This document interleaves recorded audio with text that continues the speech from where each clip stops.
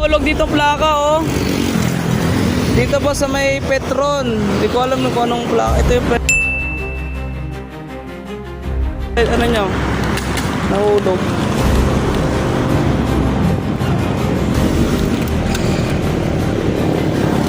Ibigay ko na lang ito dito. Kala sir. Ito. 123 UHK. Bigay ko lang dito. Kala sir. Sir, magandang umaga. Baka may maganap dito. Dito po nahulog. Baka may maganap po.